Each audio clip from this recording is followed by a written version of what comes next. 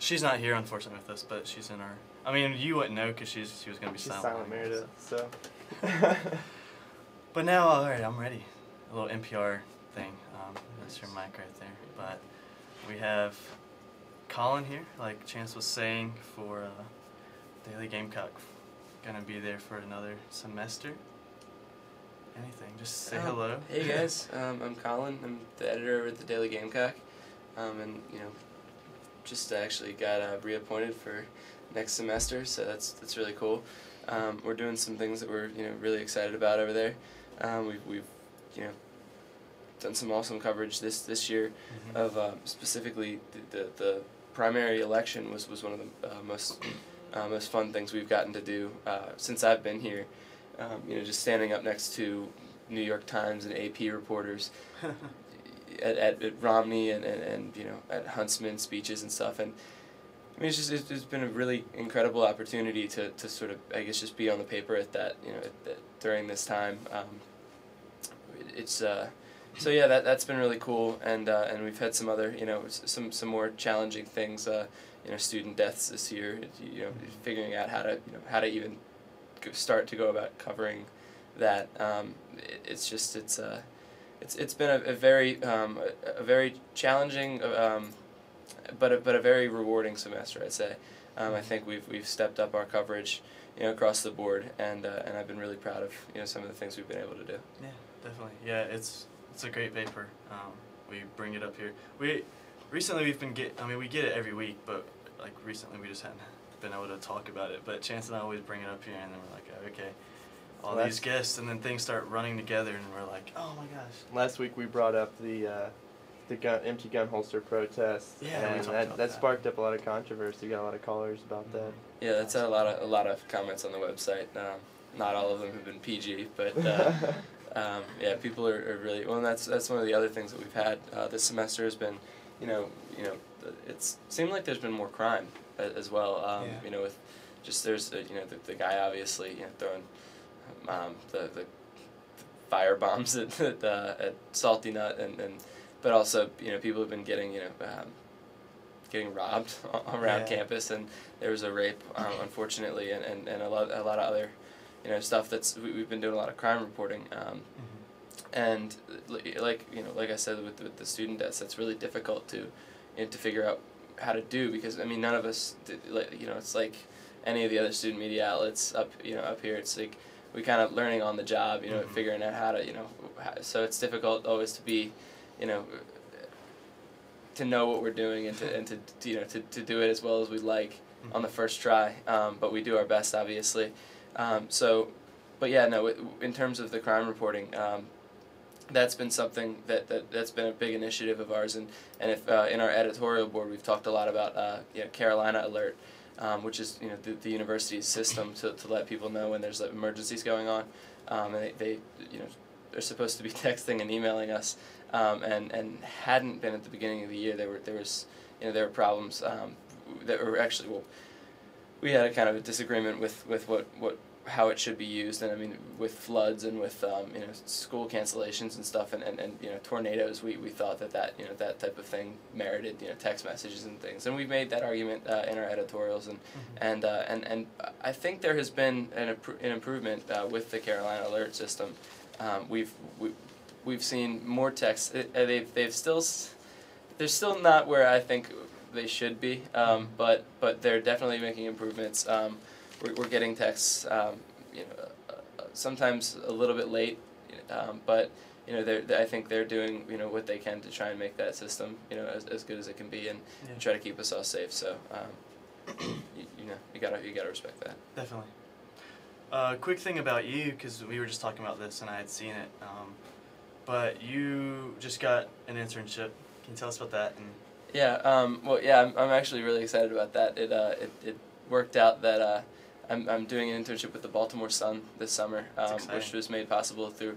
Got to give mad props to the journalism school and Beverly Dominic and Carol Pardon over there.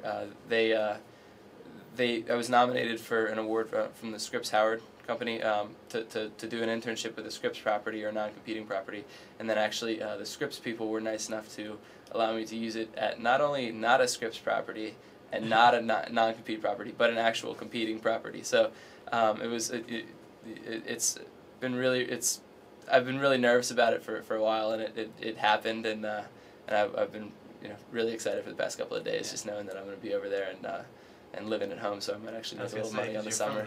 Yeah, I'm from right near there, so it should be a great experience, and I know they have some fantastic reporters and editors over there that can learn a lot. So. Definitely. So what brought you to USC? Well, to WUSC. WUSC. There's a lot of great stuff going on here at WUSC. Yeah, we brought you. Wolf Lawrence. Lawrence. Yeah, he's I love WUSC. Now USC itself, actually, it's funny. WUSC was one of the first things I saw at USC. Ironically enough, that you just said that, but wow, your listeners hate me right now. Okay, but so USC, I looked at, I knew I wanted like a big Southern school, and had looked at Florida and Georgia, and stopped by Clemson and quickly drove away. And there's not a lot going on there over at Clemson in terms of, they had a nice little radio station, but like there's just I needed more going on in my college town. But yeah, no, it was really cool. I like the campus. Obviously the Horseshoe and it was beautiful, and the people are all so nice, and yeah, so that was cool, and wanted to kind of get out of the state and kind of come, get a new experience, get kind of something different. So. Gotcha. Well, we're glad you are, because the paper's in good hands, I feel like. Well, thank you. Appreciate it. Real quick, because I'm just curious about this, and I don't want to say it because I hate the stigmatism that print's a dying media, because I don't believe that, because I love print. I love having a paper. Like, I'll read your stuff online, but then I'll get the paper the next day to actually look at it, just because I like it. But the stigma that print's a dying media, what do you, like, do you just kind of throw that off and go, like, it's not, like, or is it more of just, there's a little bit of merging going on, but it's... No, I think you are totally okay to say on the air that print is a dying media. That's right. And there are people that will shout you down. And radio killed print, yeah, and TV killed radio, but we're all still here, so... And cue the music. I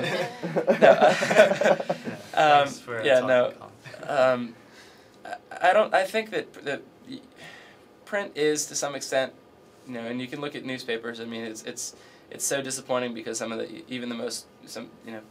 newspapers, locally and nationally that I think do the best work, and I think universally agreed upon are some of the best newspapers, are shrinking. I actually saw the editor of the Boston Globe wrote it was probably not even 300 words long of an op-ed in the New York Times, and he said that print may be losing revenue, and newspapers may be losing revenue, which I think no one will argue. You look at advertisers running to online and to Facebook and all these other much more, I guess, used areas or seen areas, and subscriptions aren't exactly up. But he said so newspapers may be losing revenue, but they're not losing relevance. And I think that's key. You look at, and that's one of the things I was really considering when I was looking at my internship this summer. Like I was really excited, to go to the Baltimore Sun. Well, yes, Baltimore Sun's a newspaper that's, suffering like everyone else is, but that's where the best reporting is. Right. I think, when you look at newspapers, I think that's where you get your long-form, your in-depth, your investigative reporting. I think TV stations do that to some extent, but I think there are limitations with a camera and how much you can get a source to say into a microphone, into a camera, whereas when you're sitting down with someone and having that conversation with them and calling them and going to their house and stuff like that, and I think that newspaper reporters just have I think because of the medium, I don't think it has anything to do with them necessarily being better than TV reporters. I just think that there's a little bit more of a medium when you're writing to do a little bit longer form journalism. I agree. And so I think that will newspapers still be here? I don't know. I tend to like the idea that the Baltimore Sun and the Washington, well, not the Baltimore Sun, that the New York Times, the USA Today, and the Wall Street Journal will always be there. Right. Baltimore Sun, I hope you're there forever, and please give me an internship and don't take that away. Or I just said that. Right. But yeah, no, I do. I love that idea, and I think that they're always going to be. It's going to be like vinyl. People will always want that just because it's retro and cool, Yeah. and I hope that becomes a thing that people start really wanting. But I think that whether it's in the paper or online or in whatever format we figure out in the next 10, 20 years, the written word and the written reporting is going to be where people are going to want to go for their in-depth stuff. And I mean, certainly it's nice to have Twitter and have TV and have stuff thrown at you, in terms of just like, hey, here's what's going on. But you have to have somewhere to back it up. But I think that if people want to read the whole story, the long form, and see all the investigative stuff, they're going to have to go to. Oh, and I mean, and certainly that's part of the problem is that it's not it doesn't. This is a whole psychological debate. But yeah, like I think they have to go to where the whole argument is and to where the whole the whole story is, and I think that's going to be in the print media in some way. So, yeah. I agree completely. Yeah, being a broadcast major, I feel like, I don't know, the broadcast is more of like the throwing in the pot, and then I hand it off to you guys, and you guys finish it off and hand like the finished product, if that makes sense. It's more getting it stirring, and then you go to the newspaper for more sources, more background, more whatever, Yeah. So like you said, the Twitter thing, like, you post a little headline, and then hopefully the person will click and read and not just assume. Because I know, I follow Huffington Post. They're really good at making you Oh my God, their headlines are like, it's completely 100-pound gorilla, attacking, Russell House. And Yeah, click and on then it. It's like, okay, cool. Yeah, That's and then not it's, really what's happening. Yeah, not at all. So, Well, but like they're a more of small- a, I don't even know how to Aggregator. explain that. Aggregator. Aggregator. Yeah. So. I feel like the Awesome. Daily Gamecock isn't going anywhere anytime soon. No. They're pretty dominant on campus, and I read the Daily Gamecock every day, and I don't really like reading it online. I like the print, I do too. hold in my hands. Yeah.